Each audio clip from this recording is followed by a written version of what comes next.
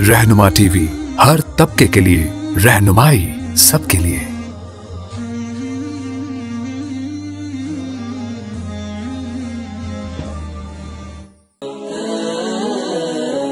रहनुमा टीवी को सब्सक्राइब करने के बाद बेल आइकन पर क्लिक करना ना भूलें।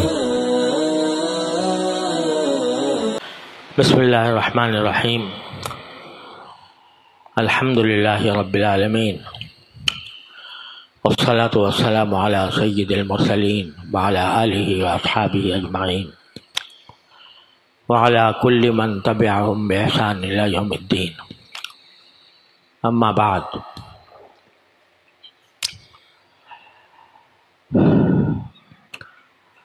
कुरान करीम में जो मुख्तलिफ़ दुआएँ मनक़ूल हैं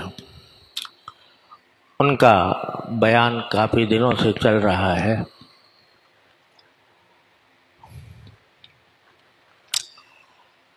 इससे पहले ग़ालिबन मैंने हज़रत अय्यूब अलैहिस्सलाम की दुआ अन्नी मस्सानी अद्दुर्रु व अंता अरहमुर राहिमीन इस पर बयान किया था।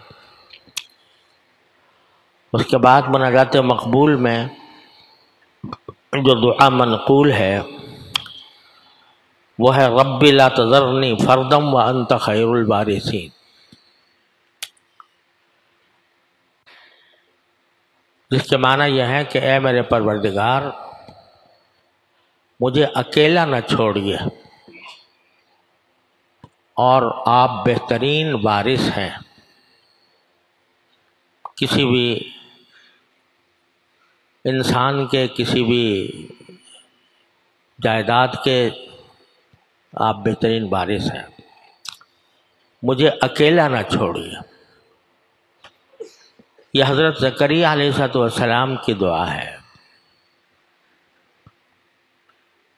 उनके यहाँ कोई औलाद नहीं थी तो उन्होंने ये दुआ मांगी थी और उसके नतीजे में अल्लाह तबारक व तआला ने उनको हज़रत यहया अलैहिस्सलाम की शक्ल में औलाद अता फरमाई।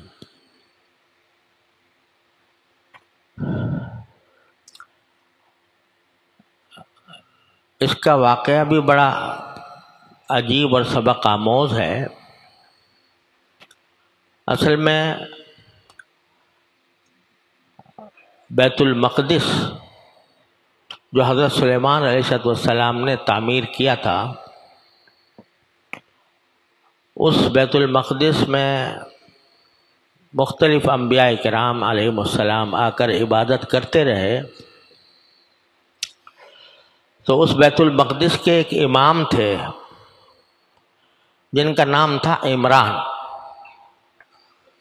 और उन्हीं के नाम पर सूरह आले इमरान नाज़िल हुई है। इमरान की औलाद इमरान की अहलिया थी, उनका नाम था हन्ना रज़ियल्लाहु ताला अन्हा। ये बड़ी इबादत गुजार खातून थी। बैतुल मक़दिस की इमामत बड़े ऊंचे दर्जे का मकाम था, बड़ा ऊंचा मनसब था। इनके शौहर बैतुल मक़दिस में इमामत के मनसब पर फाइज थे और यह हज़रत हन्ना रज़ियल्लाहु ताला अन्हा, उनकी अहलिया, ये बड़ी आबिद व जाहिद और बहुत ज़्यादा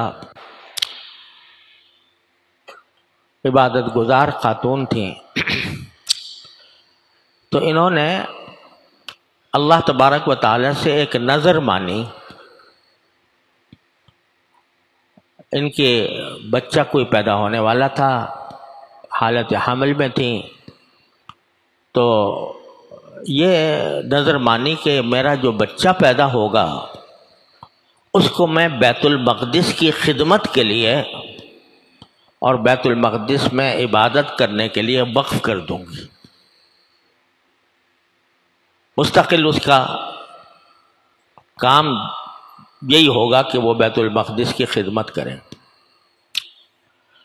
और दुआ करते हुए फरमाया कि अब मैं ये नज़र कर रही हूँ और मेरी इस नज़र को अल्लाह आप कबूल फरमा लीजिए। تو اللہ تعالیٰ کا کرنا ایسا ہوا کہ جب ان کے ہاں ولادت ہوئی تو بچی کی ولادت ہوئی، حضرت مریم علیہ السلام کی۔ تو ان کو توقع یہ تھی کہ جو میں نے نظر مانی ہے وہ ایک بچے کی مانی ہے کہ جب بچہ ہوگا تو میں اس کو بیت المقدس کی خدمت کے لیے وقف کروں گی، لیکن یہ تو بچی ہو گئی۔ اب بچی جو ہے وہ کام نہیں کر سکتی جو بچہ کر سکتا تھا خدمت میں۔ تو جب ولادت ہوئی بچی کی تو حضرت حنا نے باری تعالیٰ سے یہ تعجب کے ساتھ پوچھا کہ ربی انی وضعتھا انثی، میں نے تو بچی پیدا کر دی ہے، ولیس الذکر کالانثی، اور جو مذکر بچہ ہوتا تو وہ اس کی شان اور ہوتی، یہ خاتون ہیں، ان کی شان کیا ہوگی؟ لیکن اللہ تبارک و تعالیٰ کو کچھ اور ہی منظور تھا۔ اللہ تبارک و تعالیٰ نے حضرت مریم کو بڑی عجیب انداز سے ان کی پرورش فرمائی۔ وَأَنبَتَهَا نَبَاتًا حَسَنًا، قرآن کریم میں آتا ہے۔ پرورش کی، جب بڑی ہوئیں تو ان کو حسب نظر حضرت حنا نے بیت المقدس کے ساتھ وابستہ کر دیا۔ ایک چھوٹا سا حجرہ وہاں پر بنا دیا حضرت عمران نے، جس کے اندر حضرت مریم تنہائی میں عبادت کیا کرتی تھی۔ اللہ تبارک و تعالیٰ کو ان کی خاص پرورش کرنی تھی، ان سے حضرت عیسیٰ علیہ السلام کو پیدا کر کے دکھانا تھا، تو شروع سے وہ عبادت میں مشغول رہتی تھی۔ اور عبادت میں ایک عجیب معاملہ یہ تھا کہ جس حجرے میں یہ عبادت کرتی تھیں تو وہاں بے موسم کے پھل اللہ تبارک و تعالیٰ بیچ دیا کرتا تھا، جن پھلوں کا ابھی موسم نہیں ہے، کہیں بازار میں بھی نہیں مل رہا ہے، کسی کے پاس موجود نہیں ہے، وہ حضرت مریم کے پاس اللہ تبارک و تعالیٰ اپنے فرشتوں کے ذریعے، اپنی قدرت کاملہ کے ذریعے وہاں پر بیچ دیتے تھے۔ دوسری طرف حضرت حنا کی ایک بہن تھی اور ان کا نام تھا علی شبع، روایتوں میں ان کا نام آتا ہے علی شبع، اور چونکہ وہ بھی ایک مقدس خاتون تھیں، وہ حضرت زکریہ علیہ السلام کی اہلیہ تھیں، یہ حضرت حنا کی بہن تھیں، اور یہ بھی بڑی مقدس خاتون تھی۔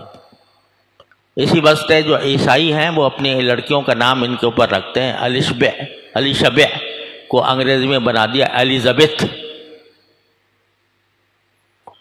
وہ اپنی لڑکیوں کا نام ایلیزابتھ رکھتے ہیں، اور انہوں نے تو علی شبع کو ایلیزابتھ بنایا تھا اور اردو والوں نے اس کو ایلزبتھ بنا دیا، ملکہ ایلزبتھ کہتے ہیں لوگ، لیکن اصل میں وہ انہی کے نام پر ہے۔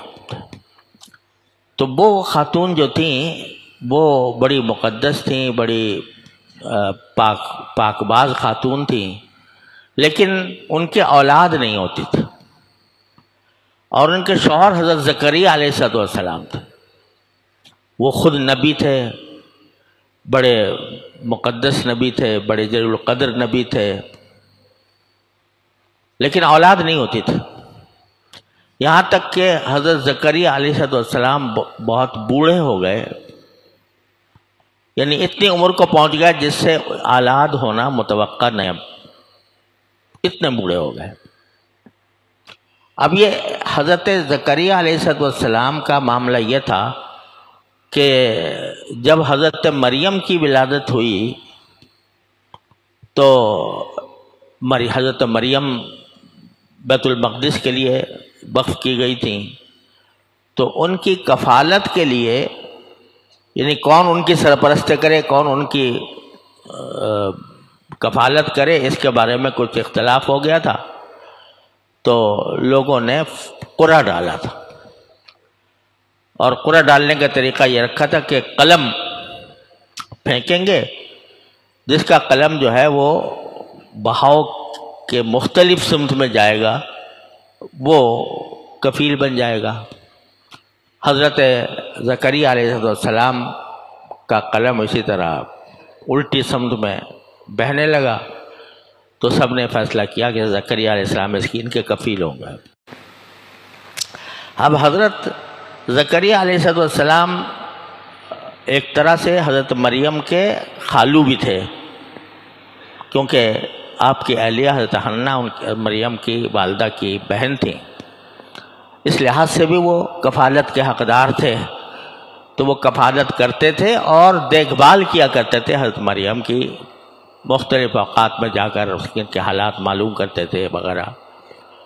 تو ایک مرتبہ جب تشریف لے گئے حضرت مریم کو دیکھنے کے لیے، حضرت مریم اپنی عبادت گاہ میں عبادت کر رہی تھی، دیکھا تو سامنے پھل پڑے ہوئے ہیں حضرت مریم کے سامنے، اور پھل بھی وہ جو کہ موسم کے نہیں تھے، بے موسم پھل سامنے پڑے ہوئے تھے۔ تو حضرت زکریا کو بڑا تعجب ہوا کہ موسم کے خلاف جو پھل ساری دنیا میں اس وقت موجود نہیں ہیں، یہ ان کے پاس کیسے آئے؟ تو قرآن کریم خود واقعہ بتاتا ہے کہ انا لکی قال انا لکی ھذا، پوچھا تمہارے پاس یہ پھل کہاں سے آ گئے؟ تو حضرت مریم نے جواب دیا کہ قالت ہوا من عند اللہ، کہا یہ اللہ تعالیٰ کی طرف سے آئے ہیں۔ جب دیکھا کہ اللہ تبارک و تعالیٰ نے بغیر موسم کے یہ پھل پیدا کر کے حضرت مریم کے پاس بھیج دیے ہیں، تو اسی وقت ذہن میں یہ خیال آیا حضرت زکریا علیہ السلام کے کہ جو ذات موسم کے بغیر بے موسم پھل پیدا کر سکتی ہے، وہ بے موسم اولاد بھی دے سکتی ہے۔ تو وہاں سے انہوں نے دعا مانگنی شروع کی، کہ اللہ میں بے اولاد ہوں، مجھے کوئی اچھی اولاد عطا فرما دیجیے۔ اور اولاد کی جو خواہش تھی اس بڑھاپے میں، جبکہ اہلیہ جو تھیں ان کے بارے میں قرآن کریم نے خود کہا ہے کہ وہ بانجھ تھیں،